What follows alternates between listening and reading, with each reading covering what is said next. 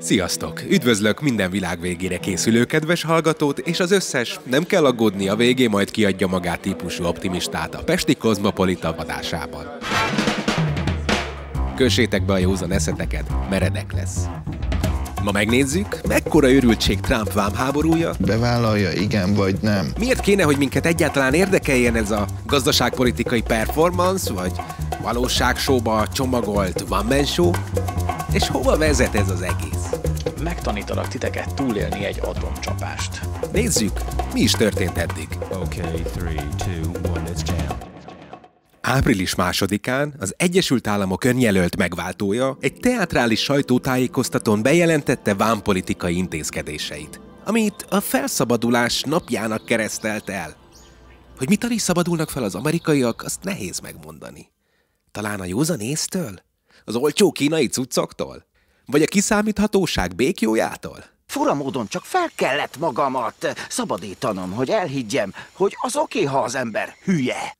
Két nagy menő újság, a Financial Times és a Foreign Policy is úgy mutatták be az eseményt, mint ami egy közepesen udvariatlan gazdasági hadüzenet az egész bolygó felé. Te meg mit csinálsz még itt, vénember? Szétbaszlak titeket. A meglepő csomag két részből állt. Egy minimum 10%-os vám mindenre, ami külföldről jön. Nem számít, hogy barát vagy ellenség, esetleg egy ártatlan svájci csoki akar átúszni az óceánon, vagy egy chilei avokádó akar bejutni a szabadság földjére. Minden termék után, amit egy amerikai kereskedő külföldről hoz be, fizetnie kell egy kis extrát. Aztán ezen felül jönnek az úgynevezett kölcsönös, értsd, ide be nem hozzátok a szaros portékátokat típusú vámok, azokra az országokra, amiknek volt merszük és voltak olyan pofátlanok, hogy a visszafogott költekezésükről híres jenkiket valahogy mégis sikerült rámanipulálni arra, hogy vásároljanak tőlük. Mint mondjuk azok a gátlástalan vietnámi gyári munkások, akiknek nem elég, hogy egy tál rizsért összeszerelhetik az iPhone-okat, de még egy jó kis Harley Davidson se vesznek maguknak. Szóval mostantól, jaj annak, aki úgy húzná le a szegény amerikaiakat, hogy olcsó kínai yuanért megcsináltatja a Nike pólót Guangdongban, aztán eladja pár zöld hasúért Dallasban. Hogy fognak örülni végre a maga mozgalom Trump hívői, mikor meglátják, hogy jövő héttől másfélszer annyiba kerül minden a boltokban? Én boldog vagyok, mert Orbán Viktor azt mondta. Jól mondta. De hát most jövök rá, mitől szabadulnak az amerikaiak. Hát a fogyasztói társadalom békjóitól, az állandó pszichoterrortól, hogy annyit érsz, amennyit van, meg fogyasz, vegyél, vásárolj. Nem a kocsid vagy, és nem a tárcát tartalma. Nem egy menő ruha vagy. Látom már, ahogy haigálják a konténerekből a tengerbe a győri Q3-asokat, és az USA végre szabad lesz az őket újra gyarmatosító EU-tól. Brüsszel keze nem fog az amcsik zsebében matatni többet. Április 2, az új július 4-e. Mondtam, hogy bajban lesz a józanész. De hogy jöttek ki egyáltalán ezek a számok, hogy az EU 20%, Kína 60% vámot kell, hogy fizessen? A Wall Street Journal és a Financial Times is csak bizarrnak és önkényesnek tudta nevezni a kalkulációt, amit Trumpék használtak. Ami újságíró nyelven nagyjából annyit tesz, hogy ezek sekhülyék.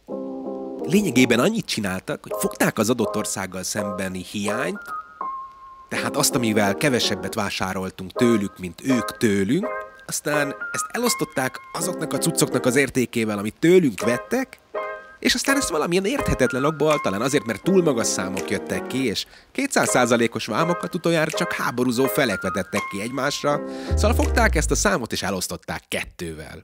Én személy szerint mindig össze szoktam adni bármilyen mesterszám, nem mesterszám, de attól függetlenül a 33-as az ugyanúgy kiad egy 6-os szám.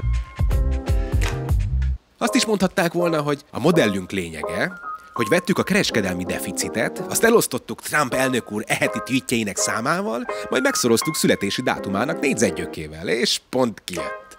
Hát a reakciók sem maradtak el. Az enyhébb kritikák szerint ez csak egy játszma kezdete. Trump a vámokkal csak tárgyalási pozíciót próbál szerezni.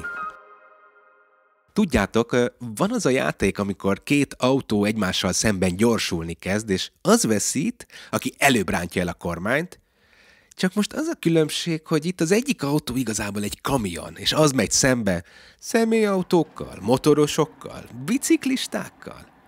És az a helyzet, hogy az egyik biciklin mi ülünk. És ha időben el is rántjuk a kormányt, még a kamion szele is elég ahhoz, hogy az árokban kössünk ki. És a munkahelyeink is úgy tűnjenek majd el, mint a józanész a politikából. Oh yeah! De a kritikák nagyobb része... Főcím, az amerikai gazdaságtörténet egyik legnagyobb öncsonkítása. Garantált infláció és recesszió.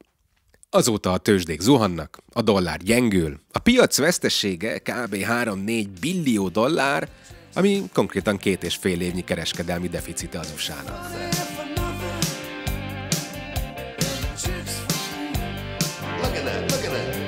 De akkor mégis miért? Mi a fészkes fene vitte rá Trumpot erre az egészre? Már ha nem egy hirtelen jött ötlet volt 2 golfütés közben, és tényleg van valami terve az elnöknek és a csapatának. Hát a tömegeknek szánt mese az egyszerű.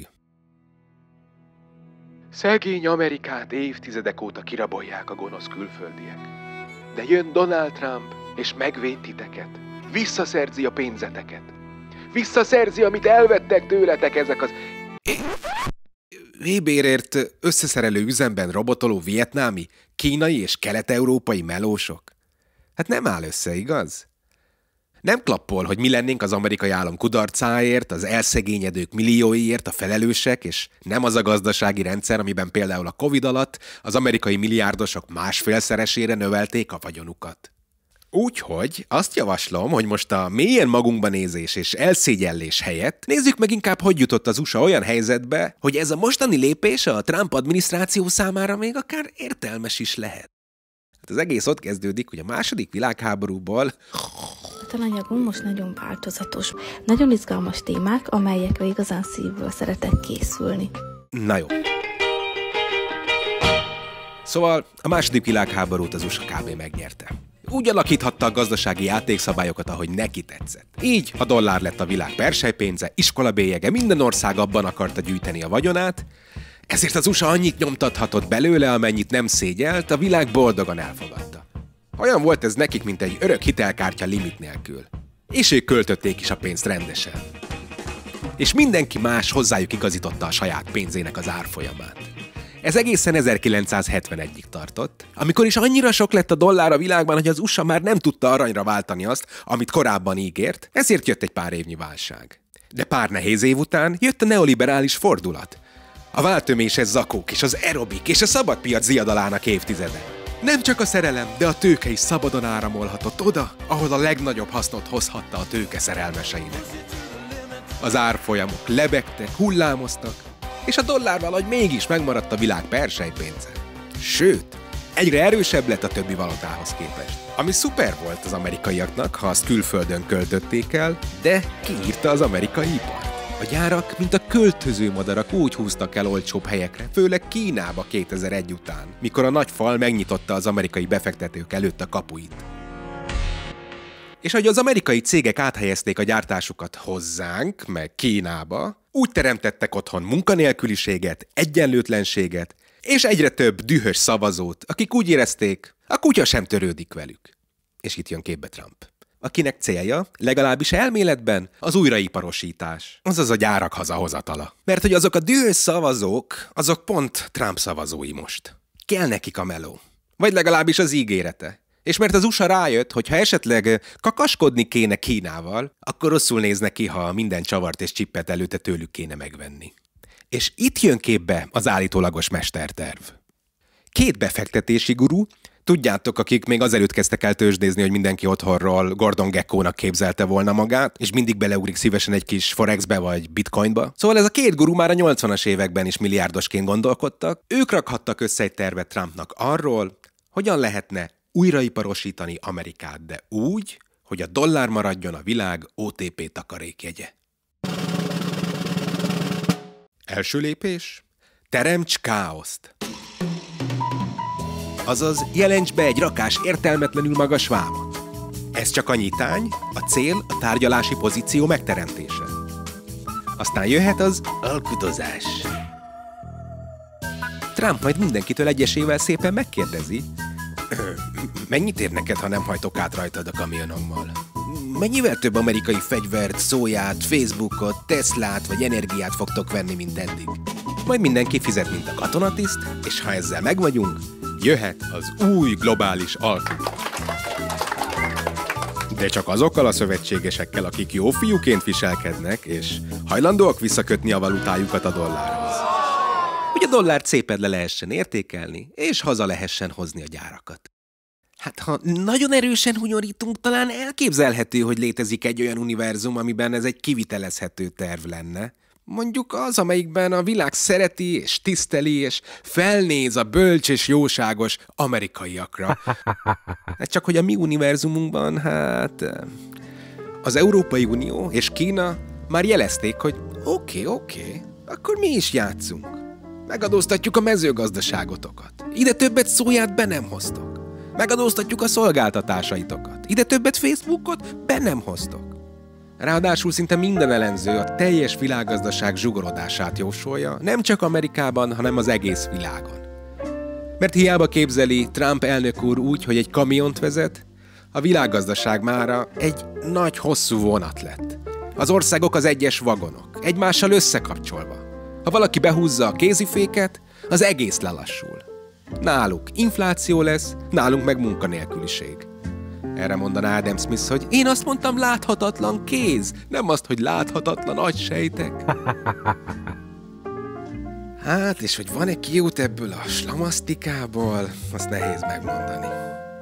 Lehet, hogy otthon üt vissza a terv, mikor Trump választói rájönnek, hogy nem is olyan jó, hogyha fele annyit ér a pénzünk, mint előző héten. Aztán az is lehet, hogy sok ország megpróbál majd egyezkedni és engedményeket tenni. De a hosszú távú reakció valószínűleg az lesz, hogy mindenki megpróbál majd kevésbé függeni az USA-tól és a dollártól. Mert hát ki tervezne hosszú távú kapcsolatot olyannal, aki a saját kudarcáért a másikat hibáztatja, nem tartja be, amit ígér, és ráadásul minden adandó alkalmat megragad arra, hogy beszóljon a másiknak. Úgyhogy még az is lehet, hogy az egészből Kína fog kijönni nevető harmadikként. Mert a világnak jobban bejön valaki olyannal üzletelni, aki nem vág orba, miután összeszerelted a laptopját. Szóval érdekes, és valószínűleg drága idők elé nézünk.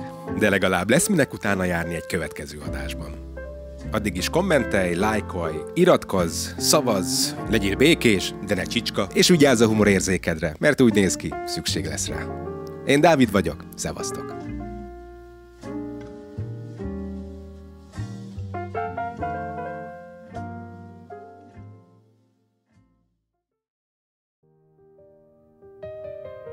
In the dictionary today, and any is the word tariff.